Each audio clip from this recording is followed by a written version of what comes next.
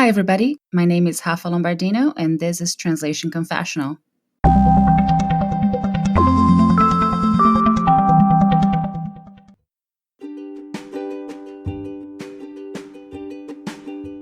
Before we continue, let me tell you a bit about Squarespace.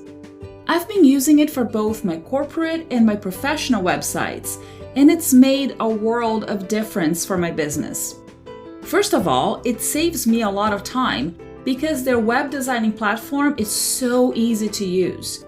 I don't have to figure things out. I just add different elements to a page, check if it looks pretty, and publish it. I can move things around quickly and adjust my homepage as needed, so I can let you know about my upcoming classes, webinars, and speaking events. I've added different sections to the menu too as my content has started to grow, and everything is organized perfectly. Besides, Squarespace allows me to see what each page will look like in different formats, whether people are visiting my website on a computer, tablet, or smartphone. That way, I can make sure nothing looks clunky and everyone can get the information they need in a visually pleasant way. I can also check out some behind-the-scenes information to confirm that my outreach efforts are working. I can see where the traffic to my website is coming from, what keywords visitors used on Google searches to get to my content, and where in the world my audience is located, which is perfect when I want to explore some opportunities with translation clients in different markets. If you don't have a professional website yet, or if your current setup has let you down, I know for a fact that Squarespace is exactly what you need to recreate your business image and your brand so clients can find you. To give Squarespace a try and get 10% off your hosting plan, go to this webpage, bit.ly/T3-Squarespace. That way, they'll know that you've heard about them here at Translation Confessional. Once again, the webpage is bit.ly/T3-SQUARESPACE. Hope you like it.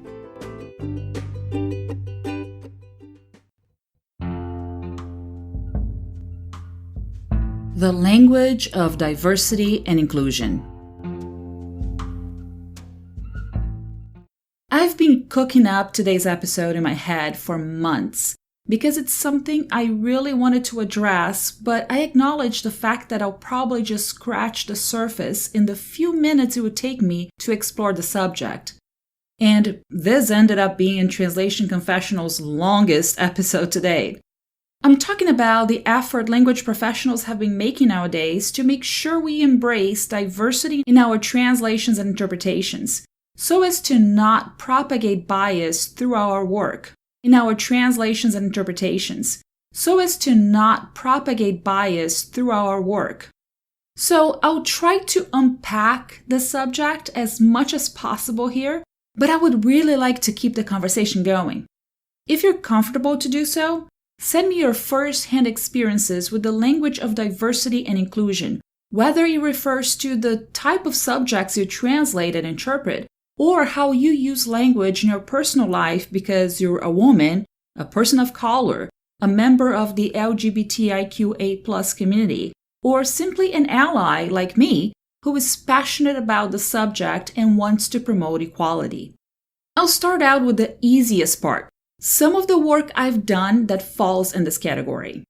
I translate a lot of corporate communications and training programs because they match my background, since I was trained for 4 years in journalism school to write press releases and act as a public relations liaison if I ever got hired by a company to represent them in their media efforts. Considering that, I've been working with a lot of materials that train leaders on how to recognize their biases during the hiring and promoting process, so they'll give equal opportunity to all candidates and employees and don't oversee someone's talent because of their own preconceived notions about that person's appearance, ethnic background, or identity. The main message I see in this kind of material is, Humans are complex, multidimensional beings, and we can all benefit from bringing in a diversity of people together to improve our environment and advance our goals. When trying to keep inclusion in mind, as far as addressing women in the workplace, for example, I do my best to keep my translations neutral when I'm working from English to Portuguese. I'm not sure if many of you know, but Romance languages like Portuguese have gendered articles, nouns, and adjectives, while English is pretty gender neutral already, or has made an effort towards that in the past couple of decades. For instance, English used to have gender words that have been changed into something neutral because women are gaining more representation in certain fields. We used to say congressman and congresswoman, and now we use member of Congress.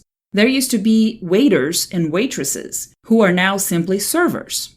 Even actresses have now been referring to themselves as actors to sort of try to level the playing field and not be discriminated against when compared to their male co-stars.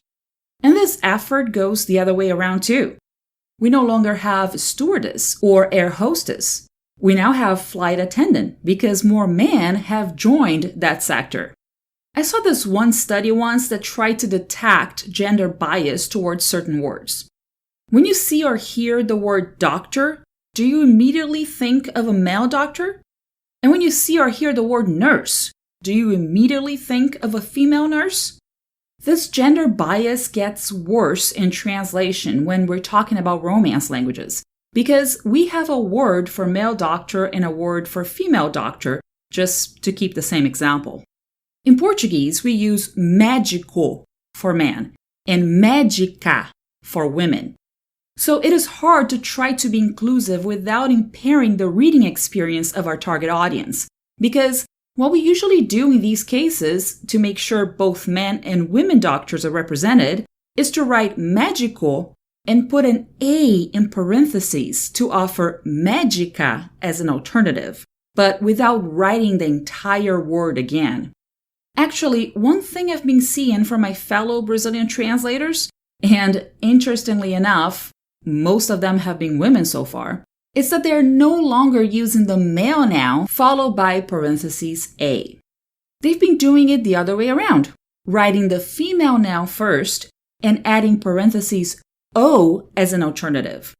And I've seen some people, mostly men, I must say, who think it's ridiculous and wrong because we've been writing the male first, female second for ages. Our answer to that kind of weak argument is, if you're upset when you see médica, parentheses, O, why do you think that we, women, shouldn't be bothered by médico, parentheses, A? Just because something has been continuously done in the past, it doesn't mean that it's right, right? Well, one solution I often see when it fits the context is to use something like health professionals, because profissional da saúde is neutral in Portuguese. Other times, if we turn a gendered noun into something abstract, we can get the same effect and eliminate any gender markers. For example, I also translate a lot of surveys, so I often come across a question like, are you interested in X? Well, interested is a gender adjective in Portuguese. So instead of resorting to the interessado, parentheses, A, I just turn things around and say, do you have any interest in X? That way, interest becomes an abstract noun that, despite being classified as a male noun, doesn't really have any gender markers as it relates to the subject of the sentence. In other words, only men can be interessado, and only women can be interessada, but anyone can have interesse regardless of their gender or identity. In any case, that goes without saying that we must have another kind of inclusion in mind. How about the readers of our translations who are blind or visually impaired and rely on voice assistants to read something to them so they can have access to the information while listening to it? This whole parentheses thing really gets in the way and interrupts the flow of a sentence while the blind or visually impaired are listening to a text. The same applies to Latinx, which has been replacing the word Latino and Latina, but I'll talk about it later in the third section of this episode. Now, after the break, I'll cover the second subject I want to address today, representing diversity and fostering the inclusion of people of color in our language products. I'm sure you've heard that Audible is the leading library for audiobooks, right? But have you given it a try yet? There are literally hundreds of thousands of titles you can choose from, and you'll be saving tons of money if you sign up for a premium account.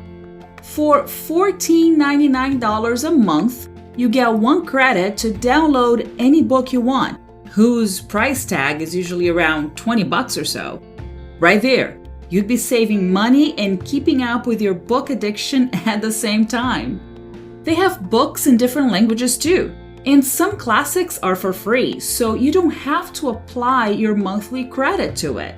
You just download the audiobook and enjoy it. And that goes without saying that they have some exclusive content read by incredible actors. So if you close your eyes, it really feels like you're at a theater listening to a play on stage. On top of that, you can also check out the latest trending podcasts. And yes, you can listen to Translation Confessional on Audible too. If you're not yet sure whether Audible is right for you, I dare you to give it a try. Get a 30-day trial and enjoy your first book for free. But I bet you get hooked on it and add audiobooks to your routine. Make sure you use the link in this episode's description so they'll know Translation Confessional sent you their way. Then come back to me and let me know what books you're listening to. I hope you enjoy it.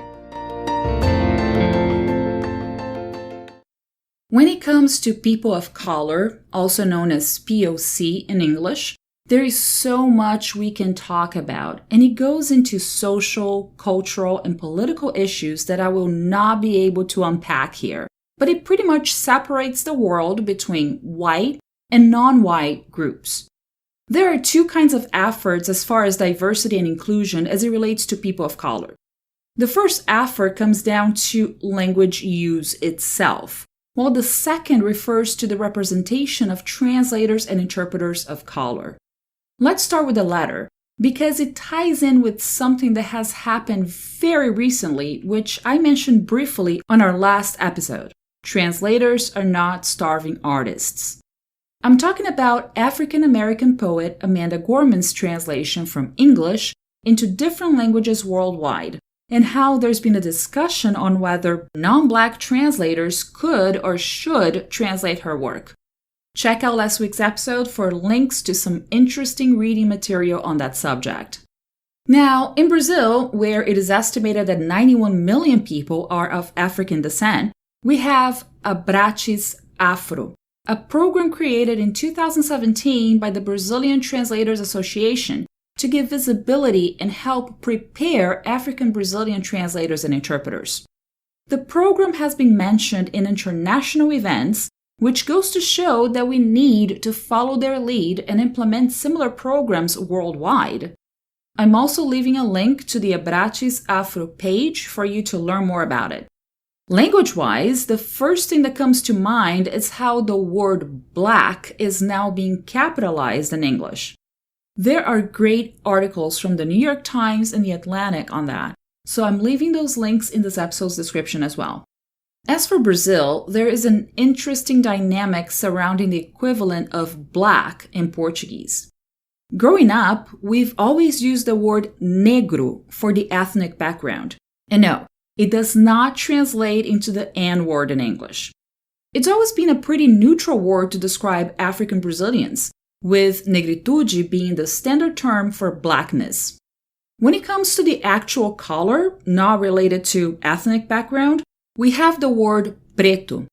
However, it's been applied to describe people, and it used to be used with a bit of disdain, as if the person being described were dirty or a lesser being.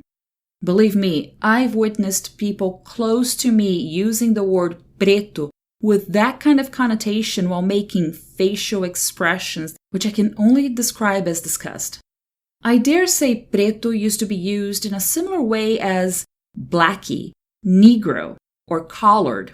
Of course, observing the different histories that Brazil and the United States have had with slavery and civil rights. Actually, 5 years ago, I worked on a very interesting project with a PhD student here in the United States. She, an African American woman, went down to Brazil to learn more about the history of Afro-Brazilian communities, especially in the state of Bahia. She interviewed a series of people who were part of some social programs to help further the education of Afro-Brazilians. So the project basically consisted of transcribing all those interviews in Portuguese and then translating them into English so the PhD student could quote them in her thesis. When we first started talking about the project, we had a phone call because she wanted to know if I'd be the right person for the job. Well, first of all, I present as white, or light brown, but my background is pretty diverse, and I wanted to reassure her that I'm constantly reading, studying, and learning about racial issues, diversity, and inclusion.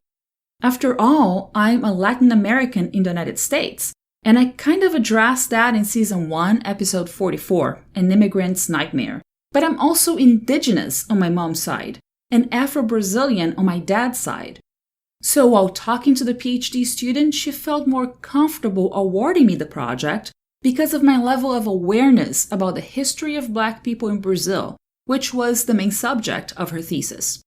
While transcribing all those interviews, several people addressed what I just mentioned, how using the word negro in Portuguese is preferred instead of preto, as in the name of the color. However, and it's only been 5 years since I worked on it, I've been noticing a change in language use in Brazil. Black Brazilians who are younger than me are taking back the words preto and preta with pride to describe themselves that way.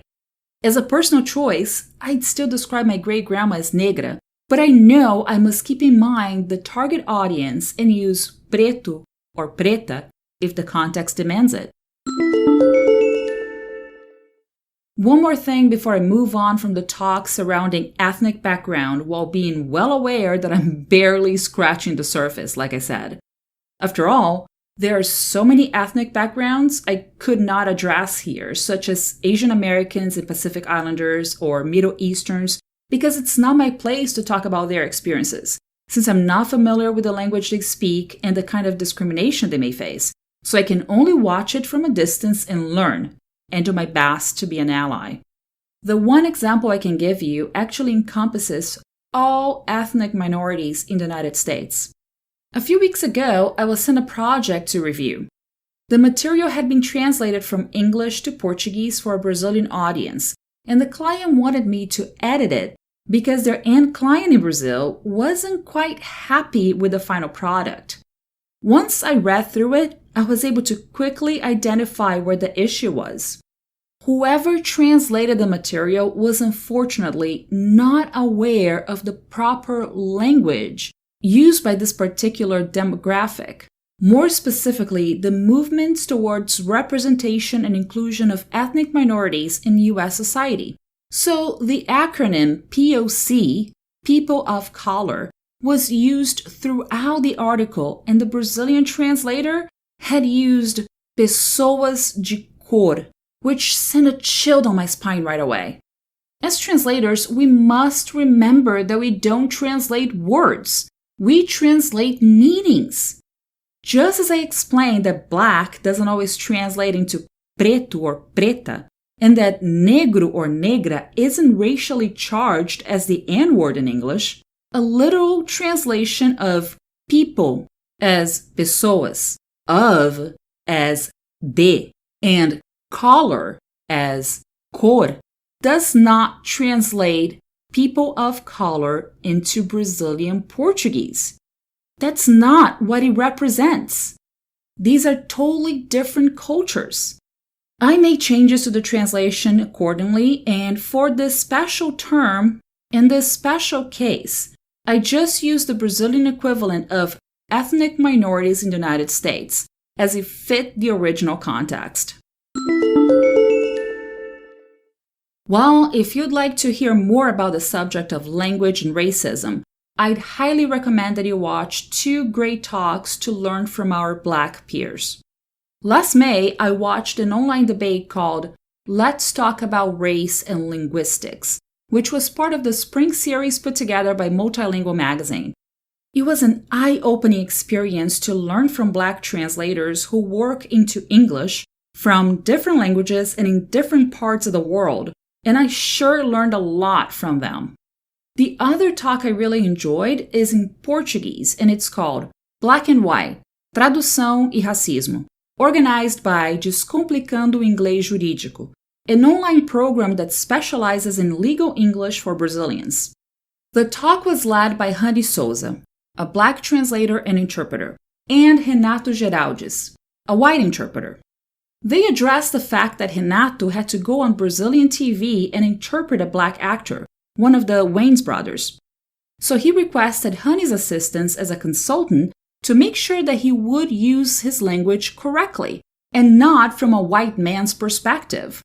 What Rani shared with the audience as a result of her initial exchange with Renato was a true masterclass on dissecting Brazilian Portuguese and the racial biases and blatant racist vocabulary that we must stop propagating as language professionals. I'm leaving a link to both recordings available on YouTube in this episode's description as well. Now, after this break, I'll cover the third subject I wanted to address today, representing diversity and fostering the inclusion of members of the LGBTIQA+ community in our language products.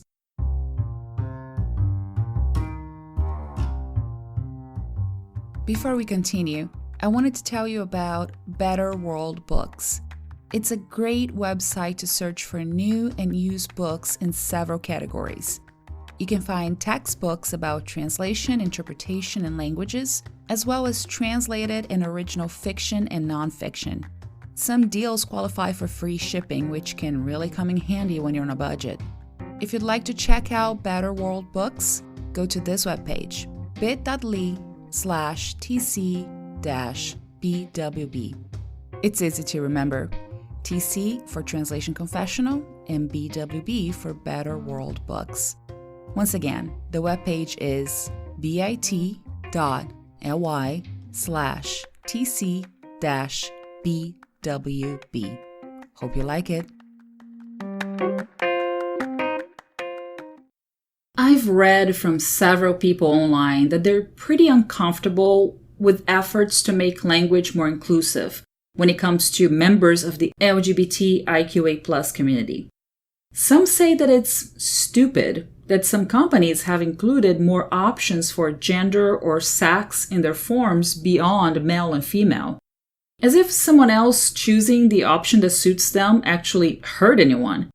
I mean, if it doesn't affect you, what are you complaining about? Other people flat out say they refuse to acknowledge the entire debate surrounding personal pronouns. They think it's a moot point, that keeping track of who is he, him, his, she, her, hers, or they, them, theirs, it's way too much. Some can't even relate to people who decide to be called they instead of he or she, because they should always be plural and not refer to a single individual. Once again, if it doesn't affect you, what are you complaining about? People who resist this kind of social movement that is trying to make a change are just completely insensitive and biased against LGBTIQA+ matters. They'll never put themselves in someone else's shoes and even begin to understand the situation. Now, as language people, we cannot make that mistake. We are constantly putting ourselves in someone else's shoes when making language decisions in our translation projects or interpretation events. We must go between the author of a document or a speaker and the target audience. We have to choose our words carefully to keep the communication as clear and effective as possible. Why on earth would you then, as a language professional, not acknowledge, understand, and follow this kind of evolution in our respective languages. Anyway, I don't want to get too worked up here, because as I'm recording this, I'm thinking about a lot of dear friends who have struggled one way or another with related issues, and I have seen how poor use of language has hurt them. So let me just stick to one discussion surrounding this matter, and it's the effort to try to make language more neutral, not only to include women, instead of having male nouns and adjectives to be the norm in our discourse. We're going beyond that to try to include everyone in between. In the early aughts, the word Latinx emerged as a neutral alternative to using either Latino or Latina, or getting stuck with that alternative I talked about in the first section of this episode. Male noun ending in O followed by A in parentheses. Another option that soon emerged was to add the @ sign, like the one from our email, because it kind of looks like a big O with an A inside, thus indicating both genders while also being something neutral. However, despite both options looking good on paper, they created another problem. In their efforts to include LGBTIQA+ people, it ended up excluding the visually impaired. As I already mentioned, the A in parentheses option made it hard for people to access information using voice assistants, because there's no sound for that in any language that wouldn't interrupt the flow as something is being read by a computer program. The same goes for replacing either O or A with an X or with the @ sign. Computers simply cannot generate speech when reading those words, and nobody came up with an audible solution for them. One last alternative that has been used more recently is replacing O or A with a different vowel, E. While it's not the perfect solution, it's a little more inclusive. So, in Spanish and Portuguese, we have the word amigo to designate the male friends, and amiga to designate the female friends. And both languages already have E as part of the plural version of a word ending in R, for example. We say profesor for a male teacher and profesora for a female teacher. But we use profesores with an E to designate the plural. Okay, the word is still inherently male because the plural female form is profesoras, but this alternative seems to be picking up more support. So when referring to a friend, you can use amigue as the neutral singular and amigues as the neutral plural. No gender markers at all. Actually, I just did a project the other day that used amigues, and I was so thrilled to see it coming up, even though it wasn't really reflected in my own translation. I'll explain. I was working on a beauty tutorial that was originally recorded in Spanish and showed viewers how to get a particular hairstyle just right. At the end of the tutorial, the influencer asked viewers if they enjoyed the video and did a regular YouTube sign-off. Don't forget to like and subscribe. Then, she also asked viewers to share that video with their amigues. Yes, because saying amigas would be sexist too, right? What if a man or non-binary person wanted to try that hairstyle too? So, even though the subtitles I worked on just showed friends, boring, because the plural noun in English is already neutral, it really warmed my heart to see content being created with that issue in mind. While I can only talk about these examples in my work languages, and I've seen colleagues from French talking about the same thing, I'd actually love to hear from fellow translators and interpreters who work with different languages that may not run into this gender issue, or who have seen different solutions being floated around to make language more inclusive and embrace diversity. Feel free to leave me a voice message on my Anchor page, and if I get enough statements from you, I can revisit the subject in a future episode and share your input on it.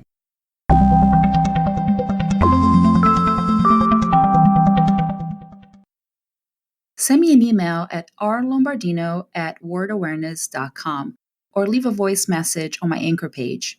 If I get enough feedback and voice messages, I can go back to the subject and post a special podcast episode with everyone's opinion on this very same theme.